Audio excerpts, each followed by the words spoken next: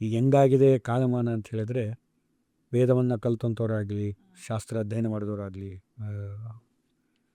ಜ್ಯೋತಿಷ ಅಧ್ಯಯನ ಮಾಡಿದವರಾಗಲಿ, ಇವರನ್ನು ಗುರುತಿಸದೆ ಎಷ್ಟೋ ಜನ ಏನೂ ಅಧ್ಯಯನ ಮಾಡದೆ ಒಂದಿಷ್ಟು ಪೂಜೆ ಕೈಂಕರ್ಯಗಳನ್ನು ಮಾಡಿದವನಿಗೂ ಕೂಡ ಒಳ್ಳೆ ರೀತಿಯಿಂದ ಕಾರ್ಯಕ್ರಮಗಳು ಕೂಡ ಮಾಡಿಕೊಂಡು ನೆಮ್ಮದಿಯಿಂದ ಇದ್ದಾನೆ.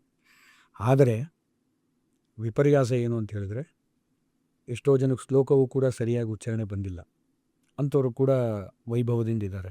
ಆದರೆ ಒಬ್ಬ ವ್ಯಕ್ತಿಯನ್ನು, ಪುರೋಹಿತರನ್ನು ನೀವು ಯಾವ ರೀತಿ ಆರಿಸ್ಬೋದು ಅನ್ನೋ ಒಂದು ಕ್ವಶನ್ ಅನ್ನೋದಾದರೆ, ಅವನ ಅಲ್ಲಿರುವಂಥ ಅನುಷ್ಠಾನದ ಬಲ. ನೀವು ಅವರೊಟ್ಟಿಗೆ ಮಾತಾಡಿದಾಗ ನಿಮಗೆ ಆದಂಥ ಆನಂದ, ಆ ಸ್ಪೆಷಲಿಟಿ ಇರುತ್ತಲ್ಲ, ಅವರು ನೋಡಿದರೆ ಸಾಕಪ್ಪ ನನ್ನ ಕಷ್ಟಗಳು ದೂರ ಆಗುತ್ತೇನೋ ಅನ್ನೋದೊಂದು ಇರುತ್ತಲ್ಲ, ಆ ಮುಖದಲ್ಲಿ ವರ್ಚಸ್ಸಾಗಿರ್ಬೋದು, ಆ ವ್ಯಕ್ತಿಯನ್ನು ನೋಡಿದಾಗ ಆಗುವಂಥ ಆನಂದ. ಎಷ್ಟೋ ಯತಿಗಳಾಗಿರ್ಬೋದು, ಗುರು ರಾಘವೇಂದ್ರ ಸ್ವಾಮಿಗಳು, ಅವರು ಆ ಫೋಟೋ ನೋಡಿದರೆ ಸಾಕು ಆನಂದ.